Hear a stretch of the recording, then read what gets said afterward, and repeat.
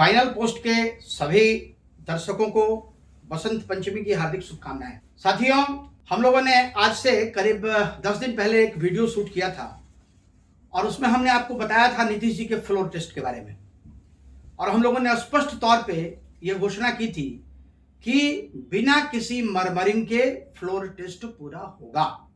देखिए, जो घटनाएं अभी हुई उन घटनाओं के बारे में भी अगर विश्लेषण उसका करेंगे तो आपको पता चल जाएगा कि सत्ता जिनके हाथ में होती है उनसे बगावत करना किसी भी विधायक के लिए या किसी भी राजनेता के लिए थोड़ा कठिन होता है।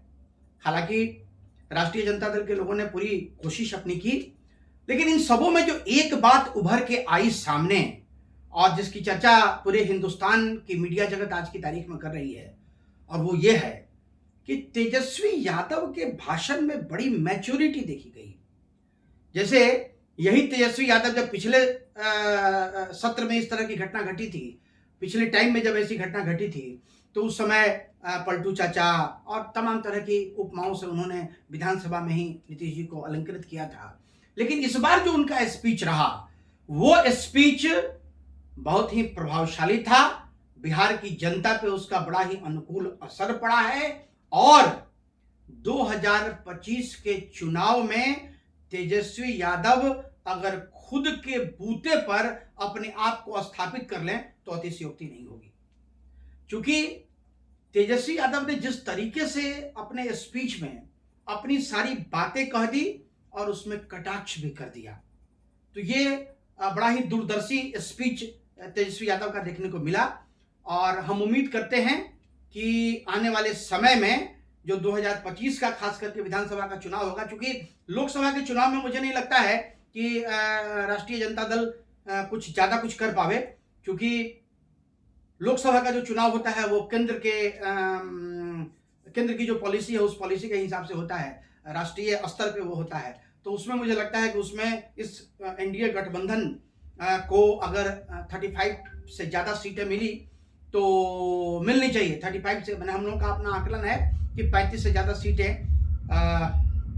एनडीए गठबंधन को मिलनी चाहिए। लेकिन 2025 का जो चुनाव होगा उस चुनाव में तेजस्वी यादव अपने बूते पर अपनी सरकार बना लें, ये कहने में भी कोई गुरेज नहीं है।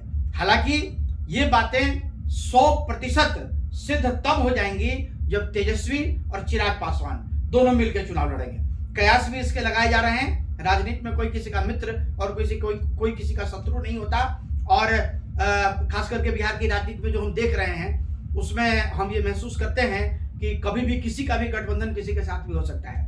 हालांकि सस्पेंस बना रहा इस बार बिहार विधानसभा में, लेकिन नीतीश जी भी माहिर खिलाड़ी हैं और बहुत सारे लोग इसमें बहुत सारा विश्लेषण अपने अपने तरीके से कर रहे हैं कि भारतीय जनता पार्टी एक्टिव हो गई, अमित शाह जी एक्टिव हो गए, नरेंद्र मोदी जी एक्टिव हो गए। तो भाई एक्टिव तो होना ही था ना।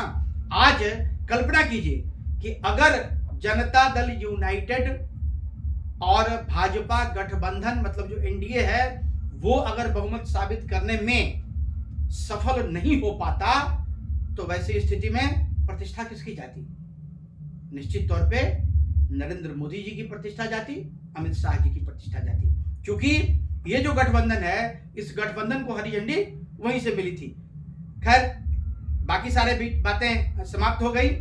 बिहार का बजट भी पेश हो गया, बढ़िया बजट पेश हुआ, और सबसे बड़ी खुशी की बात यह है कि बजट में सबसे ज्यादा प्रावधान, सबसे ज्यादा पैसा शिक्षा विभाग को दिया गया है, जिसकी बहुत जरूरत है। तो दोस्तों, देखते रहिए फाइनल पोस्ट। अगले वीडियो में नए एक्सक्लूसिव क्षणों के साथ हम फिर उपस्थित होंगे। तब तक के लिए हमारा नमस्कार, धन्यवाद।